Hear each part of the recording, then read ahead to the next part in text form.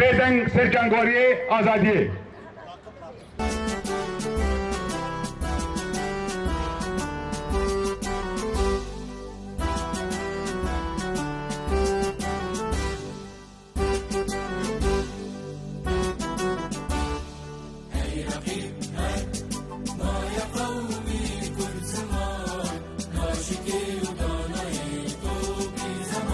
جنتوين يكبيرة دشاش وحتى حزيراني ده جبينا 24 يا قشتي ده كونغريا نتوية كردستاني كنكي بريارة سريلدانا نتوين يكبوي كر داكو قال كرد باوايكي حقوقي ده استا جهاني ده ورا ناس كرن ورا قبول كرن ده 6 سالين داوي ده قال كرد لهر چار پرچين كردستاني بقال كومكوجي انفال تهجير كوچبري و بشافتين را روبرو مايه جبرگو کرد واره حقوقی ده نهاتیه ناس کرن دوی ده تباهی کرد به تنی مانه و دولات خوی هزار سالان ده اجنبی هاتنه حساب کرن و جهوری را کرن یره روبرو مانه یک برپرسیارن وی دیروکیجی نتوین یک بویه جبرگو نتوین یک بویی تنی هبونا دولتم قبول دکه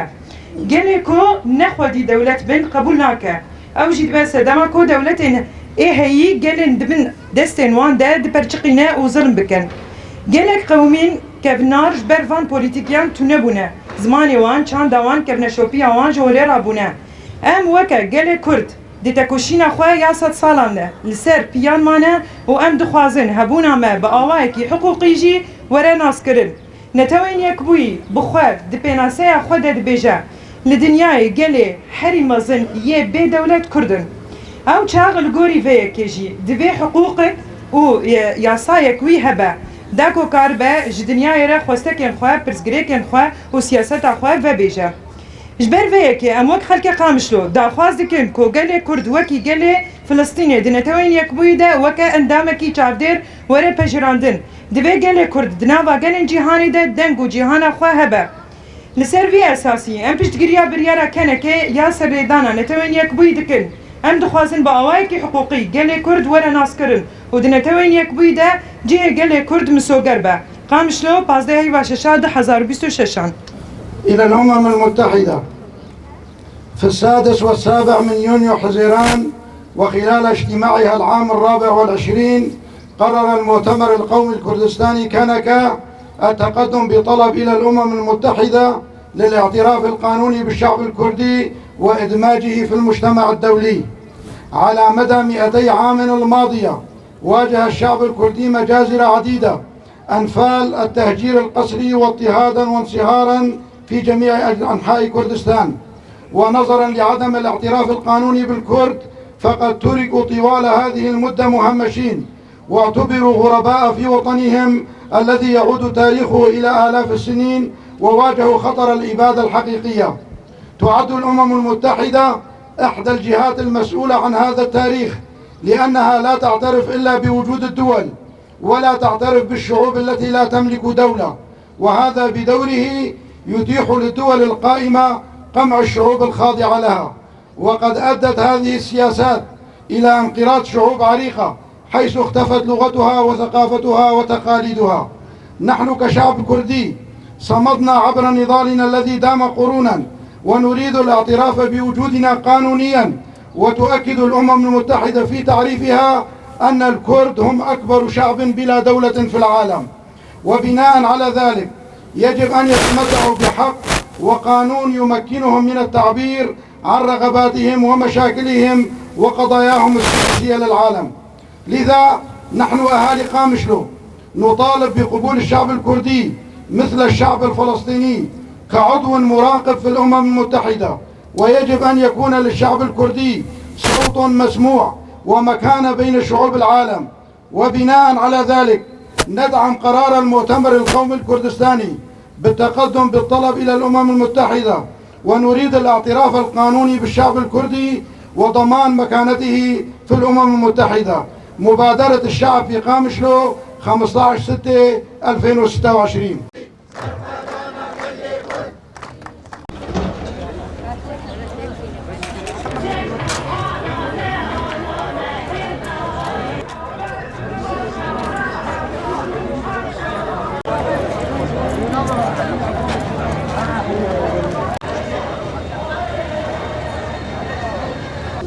شخو ام مناطق مش لو بنافين سياتيفا قال